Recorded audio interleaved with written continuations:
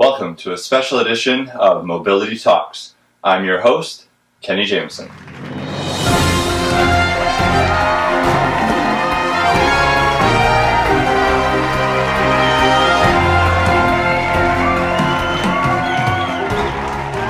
Today we are looking at a web-based productivity tool that connects with the services you are already using on a regular basis, Ifttt. You may be asking, what is Ifttt?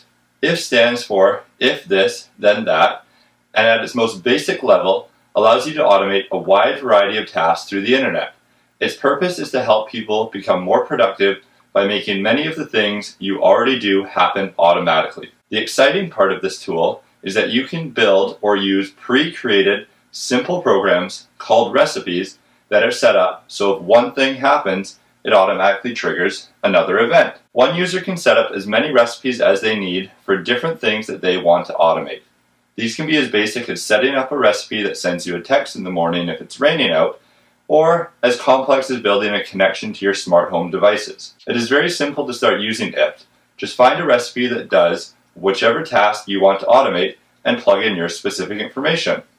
You may be thinking, this all sounds great, but I use my mobility device way more than I use a desktop. Why should I consider using Ifttt? Because many of the recipes that you can use are linked to mobile-friendly web-based services, these recipes can be linked directly to your mobile device. Facebook, Twitter, or other websites like ESPN are examples of these, and lots of people already access those services on their mobile devices. If you're a busy sports fan, for example, and want to get updates on your favorite team, you can set up a recipe that sends you mobile notifications of the team's final scores. Many of the recipes that you can use are designed to keep you informed by connecting to your mobile notifications or reminders. The other mobile benefit is that Ifttt has an app that is available for iOS and Android. From your mobile device, you can now either create recipes or turn your recipes on and off. If you want to trigger certain events to happen by pushing a button on your phone, the mobile app has the trigger function that is designed to be operated from your device's home screen. Even if you just use Ifttt for something as simple as getting a notification of the weather forecast set to be sent at the same time as your alarm goes off, you'll save time and increase your productivity. Let's take a further look into how you can work with Ifttt. Alright, we're just going to take a look at the app here that you can use on your mobile device with if this, then that. So we're just going to open it up and you'll start off on the Discover page. This is where you can find all kinds of different recipes that other people have created that you can quickly just select and enable for yourself if you want to take advantage of whatever that recipe happens to do.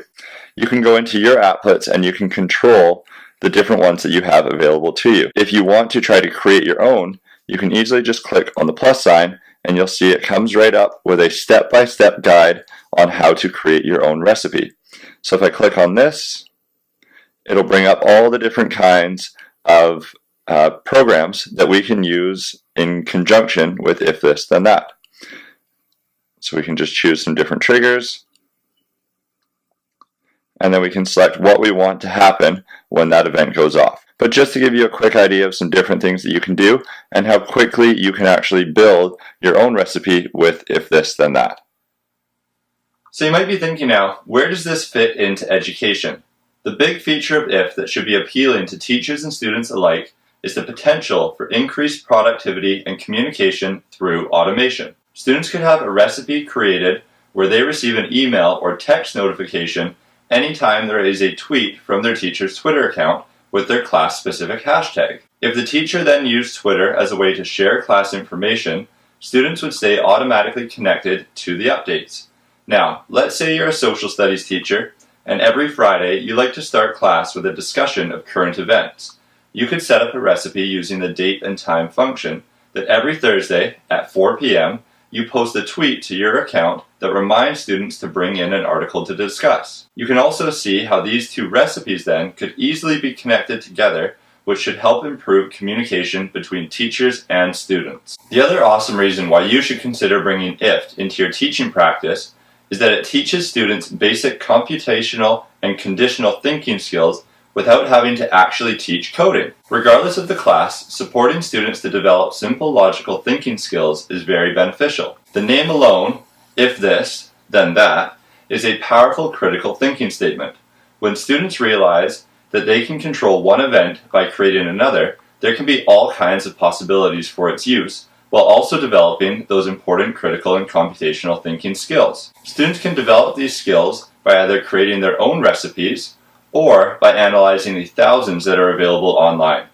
Now, this does have some drawbacks. By creating different recipes, students and teachers need to be comfortable with integrating their different web services with Ifttt. As the platform continues to gain in popularity, it could become the target of cyber attacks due to the variety of information that may be stored within its services. Ifttt does have measures in place to protect users' information from being lost, stolen, or accessed by unauthorized parties. But as with any web-based tool, there will be some risk involved. For educators in BC, there will also be FOIPA concerns as Ifttt stores their information on servers located in the United States.